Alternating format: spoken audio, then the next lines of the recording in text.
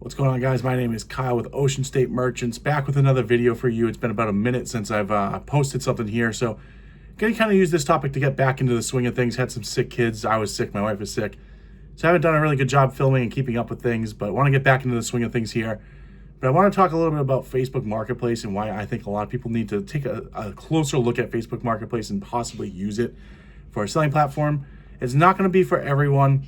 I think it's a little bit easier if you are full-time or have flexibility with your work hours. But it's definitely something that everyone can utilize to an extent. And I'm going to give some tips and tricks to what's been working for me. I'll kind of talk a little bit about my success that I've had so far in February. So today is February 19th. I've had a sale every single day on Facebook Marketplace from February 15th through the 18th. I kind of have something lined up today for possibly this afternoon to sell one more item today, which would keep the streak going. It's now kind of my goal to end each and every single day with a Facebook Marketplace deal through the month of February. So got some work to do, probably, what we got, 8 more days until the end of February, 9 more days. So really want to try to hit that goal. But I've had 19 total sales and I've sold $668.04. Now that is after sales tax. So I've actually sold a little bit more, 7% more. State of Rhode Island, there's a 7% sales tax. I would suggest speaking with an accountant. Your eBay takes the sales tax for you and takes care of all that stuff. However, you are responsible for collecting sales tax. I don't collect sales tax from the buyer. I do, if this item's $30, I'll go in and just use a simple sales tax calculator, put in that I acquired a $30 bill. Essentially, it'll tell me like, hey, this is how much you actually made, and this much goes towards sales tax. So that's why you kind of see the weird number of 668.04 on there. For anyone that doesn't know, I've been a full-time reseller for 2 years now. So I work from home, so I have flexibility. It's easy for me to make these deals pretty much any point during the day. But you can do this with your, if you're, you have a 9-to-5 job, I believe. I utilize a cross-listing service. So I just switched over to, List Perfectly. So I'm using List Perfectly now. I had been using Vendoo, and I think both actually do a pretty good job of moving items to Facebook very quickly, very easily. But I think List Perfectly has worked better for me as far as I pay for the premium service. So I pay for the highest tier, which is just under $100 a month. And that allows me to have things automatically delist whenever I sell them. It obviously doesn't do it on Facebook because there is no thing, but I can go in when I make a Facebook deal and delist everything from there. So it's been working very well for me. I'm moving everything over, and I'll talk about 10 tips on what I think really has made this work, and just things if you are looking at getting into Facebook sales but have just been kind of avoiding it, this is what I would suggest. So my tip number one would be just simply don't be frustrated. So you're going to be dealing with the general public. The general public can be great, but the general public can also be very annoying. You're going to get the "is it still available" message on pretty much every single item. Some are actually going to lead to deals, a lot will not. You just got to be receptive to just saying yes it is. 99% of the time, or well, I'll say 60% of the time, that's the end of your conversation with someone, and you just move on. It is what it is. People have poor communication. It can be tough to deal with Facebook, but just don't get frustrated. Let it happen. See if the deal is going to happen. But if someone just messages you, I've seen like the Facebook posts where it's like, yes, it is available. If it is listed, do not message asking if it's still available. And then these people aren't reading their messages. They're not reading your description. So I'm sure people are still saying, is it available? Or think that it's funny to troll them and are saying, is it still available? And you're probably getting double the amount and still getting frustrated with it. So don't get frustrated. Don't just deal with it. It's a part of Facebook Marketplace. It is a big part of Facebook Marketplace. It's going to happen. It is what it is. When it comes to your listings, my tip number two would be make your listings very short and precise and have good photos. So I'm obviously moving a lot from eBay. I do source now things for Facebook Marketplace. I also do storage units. So Facebook has always been something that I've utilized for bigger items, and I will continue to utilize for bigger items, but I'm also looking to move my eBay inventory over there. So I have good photos. I think I have good eBay photos. So I have good Facebook photos. So I'm just moving those over. But my listing is very, very precise. This is exactly what I say. So all I say is, and it's just a copy and paste on every single one of my listings. The item is in good working condition. So, they can use their eyes to see the actual physical condition of the item by make sure it works, whatever it is, whether it's a tool, an electronic, anything like that. If there's something to be noted, I will put condition note right on the very top, and I will put what the condition note is. But for the most part, especially with Facebook, I try not to deal with anything that might have, in eBay, you could put like parts only, you can do stuff like that. Facebook, you can't do that. You can do general ideas, but and conditions on it, but people aren't looking at that stuff. You're going to have a lot more headache than it's worth. So I would try to stick with good working item condition stuff for Facebook. I live in a town called Wakefield, Rhode Island, so I say you must meet in Wakefield, Rhode Island, near the brewery. There's a big brewery in our town. I'm about 5 minutes from it, so I literally say I'm about 5 minutes away from this brewery. So that gives the person kind of like a general idea of where I am, so they know if they put in their GPS, they know within 5 minutes they're going to be at my house. So if the GPS tells them it's 20 minutes, max 25 minutes. So they have a general understanding of where I'm located. There are no holds. First available pickup gets it. Setting the baseline that I am going to sell this to whoever will show up at my door first. Facebook Marketplace people are flaky. I do feel bad sometimes because you're in mid-conversation, you're trying to set up a time. Someone else messages like, hey, I'll come right now. They come, and then all of a sudden you're messaging the other person like, oh, by the way, it's sold. But I am very transparent with that. People can see it in every single one of my listings. And a lot of people just don't show up. But I've had plenty of meetings where someone's supposed to show up and they just physically never come. So I will go to whoever will show up first and go down there. And that's my listing. Now, I did add below. I now created like a double space. And I do have an extra line where it says, I do offer discounts for combined items. So I'm promoting people to look at my Facebook Marketplace now because I have so many listings at this moment. I'm up to like 100 listings. And I'm putting at least 10 up a day. So there's a lot to choose from. I'm starting to grow it like an eBay store. So I'm trying to promote people to shop around and try to buy more than one item. I will gladly give a discount if you're going to show up to my door and I can give you 5 items at 20% off. I send 5% offers on all my eBay items, and I will eventually get to a 25% off sale after 60 days because I try to move all my stuff fast. And that's just my strategy. So if you're going to come and buy a bunch of stuff from me and I don't have to ship, I don't have to do anything, that is fantastic news, and I'm more than willing to do that. And I also do mark that I'm willing to ship smaller items. So, I sold recently 2 car ramps, the ramps you drive up on your car to work.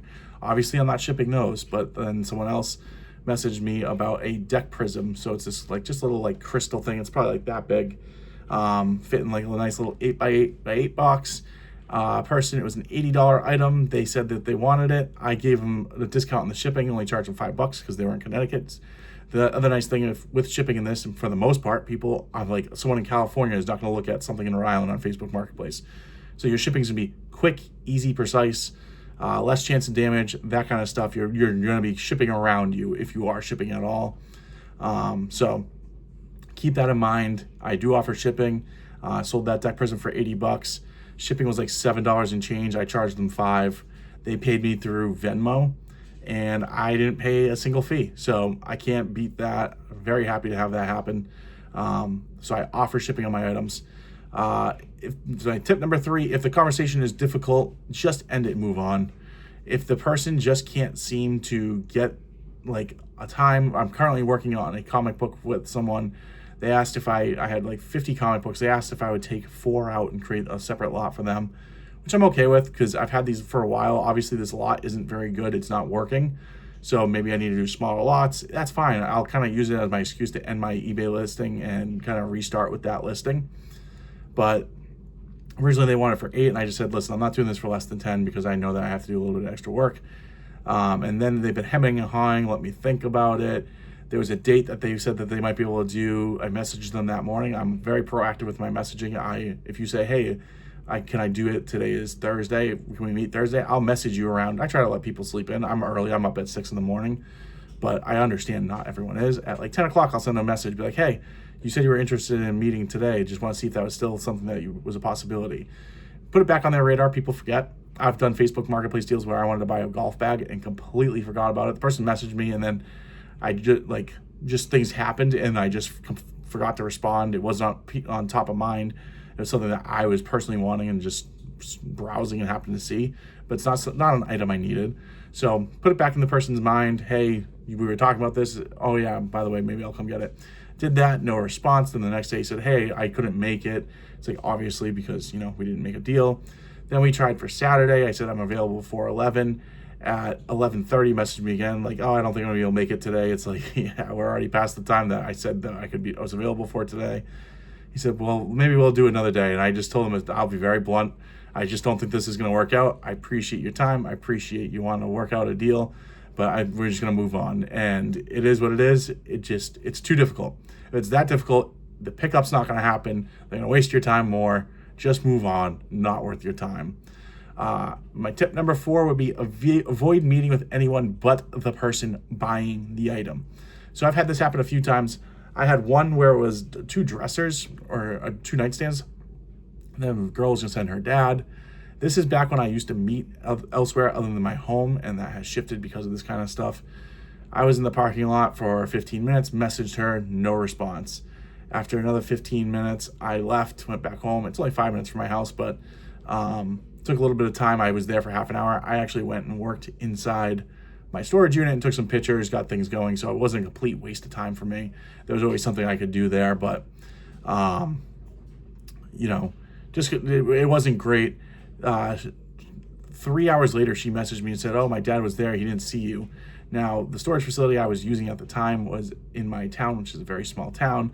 There are literally like 4 parking spots. It's hard if there's cars parked and you have a trailer. It's hard to maneuver and pull into there. It's just a very short loop. You can't be missed. It's impossible to be missed. There is no hiding. It is tiny. So it's obviously that they weren't there and they're just trying to save face and make it sound like they were there.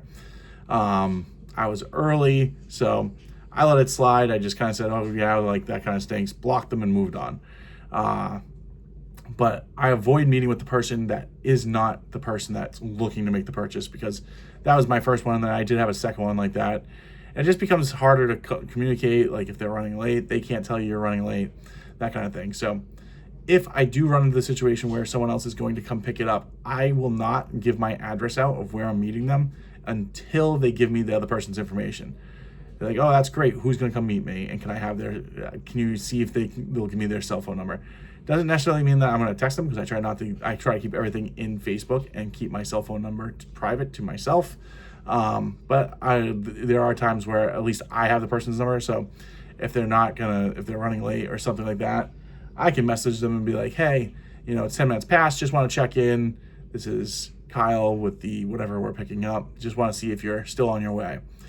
So it gives you an option to communicate with the person if you want. Doesn't necessarily mean I'm going to. For the most part, I haven't had to use it since then, but it gives you that peace of mind of knowing how to actually get a hold of the person. If my tip number 5 would be in your messaging. So I hold off on I have everyone meet at my house. I avoid giving my address at all costs until I know we're making a deal. So when can you meet? What day works? What time works? If they say, whereabout are you? I'm 5 minutes away from this brewery. If that doesn't work for them, I'm okay. We're going to move on. The person that keeps on asking for the address, that 5-minute drive doesn't mean anything, and it becomes more of a hostage situation, to be honest. So I learned this very quickly because I had a golf bag I was selling, and the person got my address and were like, oh, I'll meet at some point today. Great, no big deal. Oh, and then I would message them like, I'm not going to, and I want to live my life. I'm moving around. I have 2 young kids. I told them, I was like, oh, I'm going to go out around this time, but I'll be back here. And then it felt weird because this person was meeting me at my house. So I'm essentially telling them I'm not home, which obviously isn't a great feeling. I make sure I don't do that now. But he has my address. He knows I'm not home. I don't know. It's just weird.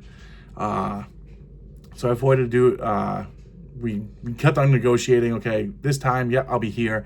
And then that time would fall through the cracks. I got to the point where I just said, hey, man, it's just not worth it. I'm unfortunately, I'm going to go do other things. I've waited around too long. See you later. 3 hours later, the person texted me. They're like, I'm 10 minutes from your house. And I wasn't even home at the point. So I don't want this random person in front of my house. And so I told them, like, I'm gonna be like 5 minutes after you, I'll be there. We eventually met. The person looked at the bag and then complained about all the things. I think that he went out and had a little bit of fun, had a little bit of partying. So it became just a little bit of a nightmare. So I will not give out my address until we have a day and a time met. It's not foolproof. Some people don't show up, but at least I plan it around times and gaps where I'm going to be home, and I know I'm home for a large portion of the day, or I know that there's some wiggle room around the timing. So the person that just asked for the address and keeps on asking, it's not really needed. You know around where I am, so if you really want the item, you're going to drive. So just a personal rule of mine. Anyone that is consistent on asking for the address before like committing to a time in a day, I move on. I just keep on going. My sixth thing is meet at a convenient location. So I strictly use my house, as I've said. I used to do the storage unit and it just became a nightmare. Plus, there were, I'm not gonna lie, times where I forgot that I was making a deal. So randomly I'd have a person that would ding me and they would say like, oh, I'm here, and I would, oh crap, I have to run to the storage unit. It's only like 3 minutes from my house, the storage unit. So I could get there quickly and just say, hey, sorry for running late. It was no big deal, but it just wasn't a great experience. Not something I want to do. And then I'm kind of scrambling, like, where is this in my storage unit, trying to dig it out. Usually I like to have it out, presented and cleaned, and, make sure everything's looking good. So not the best situation there. I like to ask, my tip number 7 would be to ask for an ETA. I like to know exactly when that person's showing up. I want to be able to look out my window. I sit in my office, I can look out right this window here, and I can watch a car pull up and I can run out. I will already have the item usually in the driveway, waiting for the person, and then I can just go out there, meet them, show them the item, and it just goes on from there. So I personally like to ask for an ETA. Just gives you that peace of mind. You know when someone's showing up. Tip number 8, you can't offer a contactless pickup. So I just did this where someone wanted to pick up something super late at night. I was going to bed. So I just told them, yeah, it's going to be in the mailbox. You can pick it up in the mailbox, drop off the cash. I did a quick little like TikTok short on that. You can see the short on my YouTube as well. Going out to the mailbox, I wasn't sure if the item would be still there and they just never showed up. B, the item would be gone with no money, or C, money in the mailbox waiting for me, which was the ultimate result, and it worked out. So made $10 while someone just came and quickly did it. I know that there is a reseller, pretty big YouTuber, I think it's Justin Sells or Justin Resells, that I recently started following, and that he was talking about Facebook as well, and that's how he does all his deals. Everything's under the mat, just put the cash there, he goes and clears the cash out, and he's never had an issue with it. I think it depends obviously on your area as well. I mean, some areas maybe not as good for that kind of pickup if you're more rural. It works out because I have a bunch of neighbors around. Usually someone's walking a dog by. It's a weird thing to kind of steal at that point. It's not hard. I mean, they probably wouldn't notice what you're doing. But there's, when you see people around, it's a little bit, makes you think a little bit more about it. I can see if you had no real close neighbors, or at a dead-end road, or could be a busy road, that kind of stuff. And it also does open up a risk. I try not to have people on my property so much. Like, I try to meet everyone pretty much in the street, because I don't want someone slipping and falling and hurting themselves, especially here in New England right now. There's a crap ton of snow on the ground. There's ice everywhere. Everything in my driveway drains down and freezes. It's a mess. So you do want to be a little bit cognizant of that as well. My tip number 10 is to offer shipping. As I said before, I offer shipping. I sold that Deck Prism only because I ship. It's a great way to do it. People will just send you the funds, and at this point, I have a pretty good Facebook rating. You can go in and rate people. I think I have like 50 positive ratings. I have one star where someone, the only message was that I didn't meet them other than my home location, and at that point, it was just at the storage facility. But I did respond. You're allowed to respond to it just like you can with eBay, and just said, yep, that's true. All my listings state that that's what I can do. You can go in and see that that's my rule and my policy. I've had too many people not show up. I'm not driving 30 minutes to have you not show up and me drive 30 minutes back, wasting a grand total like an hour and a half. That's just not it, especially for this person was looking for like a $10 item. I'm not going to drive. They wanted me to drive 35 minutes. I'm not driving 35 minutes for $10. So maybe if someone's like, hey, this $700 item you have, yeah, I'm going to be a little bit flexible, but 99% of my items, no, you come meet me if you want it that bad. If not, it is what it is. I'll move on to the next person. So offer shipping on your lower items. People are surprisingly receptive to just sending you the cash. I've never had anyone like kind of go back and forth on the cash thing.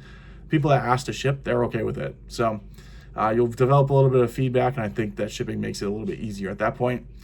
And my biggest tip number 10, is to tell people what you do and ask them to follow your eBay.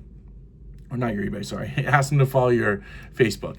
So what I do is I go out and meet the person. I try to talk. I like, oh, what are you using this for? You know, I've sold I got a lot of weights recently from a storage unit that I've been clearing out.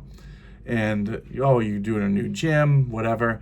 Do you need any of the weights? There's some stuff that I don't have listed. So one of the last people that I met with, he came, we got some weights. I told him what I do, and you know, we got to talking a little bit, and I was like, if you need anything else, let me know. There's other stuff that I possibly don't have, and he asked if I had any other dumbbells. I told him I don't have any at the moment, because he did see one set that I had that was listed, but he was looking for like kind of like a set, and I told him like I have the adjustable ones. Like he bought 2 plates that would fit on this. I was like, it would fit the plates you just bought, and asked him if he wanted to take a look at it, and he said sure. He came in my garage. That's where I keep all my eBay stuff, and I don't mind people coming into my garage. He came in, and I showed him the 2 dumbbell sets that I had that were adjustable, and he was interested. He asked me how much I wanted for them. I hadn't done any research. At this point, usually when someone's there and I haven't listed, pictured, or did anything, you're going to get a better price because I'm saving my time. I don't have to go back and do these things. So I asked him what he wanted to spend. He said on Amazon, they go for like $15. I'm sure they're pieces of crap. This was actually a nice set. So he said, how about $15? To me, I probably would have listed those if I was listing no more than $10 on Facebook, probably even $5 for the set. So I was pumped. I had a $20 sale at that moment, became a $35 sale. Got rid of an item without picturing, listing, doing anything. I just picked it up and showed it to the one person there. You'd be amazed at how many people start shopping. I had an old boat battery that I was going to essentially core out. The person pretty much bought it for the coring fee. But, you know, people will buy extra stuff out there. I had a guy come buy a fishing lure from me, or a set of fishing lures. He ended up walking away with waders, a fishing rod, a reel, and then he saw a bunch of lures that I had that were like build your own kits that he was thinking about purchasing. I ended up selling them on eBay instead. It took too long to get back to me, but that person walked away with 4 things that day. So bundling things when people are there, telling them what you do. And then I asked for the follow. Follow me on my Facebook. You can follow people on Facebook. They can watch my listings, and especially if they're close by, right? So maybe the person that comes by for, you know, you'll be surprised. People will drive like 45 minutes to come to you for one thing. I sold a Masters of the Universe thing. It had really great artwork. Box was in okay condition, had a rip in it on the back, but like if you're displaying it, it was perfect. Now that person driving 45 minutes most likely is not going to come and buy a $10 item that's a common item that you can probably get anywhere else. It happens to just be one specific thing. I do tell them, hey, still follow me. You know, I do run into these collectible lots all the time, and it's something that I'm always looking for to sell, obviously. But, you know, the action there might be a little less, but someone that's like, hey, I'm 10 minutes down the road, that's the person you want to hit when you have a chair for $20 or random stuff. They're going to be the ones that come back and buy from you. So always ask for that repeat business, essentially, by saying, hey, give me a follow. Ask them what they have. Ask them if there's anything they're looking for.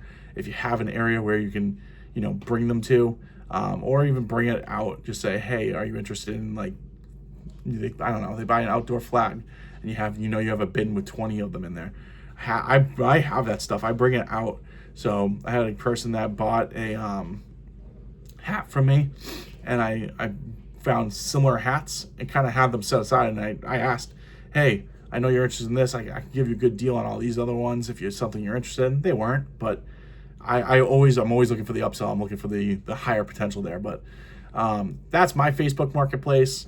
Kind of jumping back into the YouTube here. If you guys can follow, like, comment, I greatly appreciate it. I'll answer any questions you guys have down below. And I appreciate you guys. Have a great rest of your day.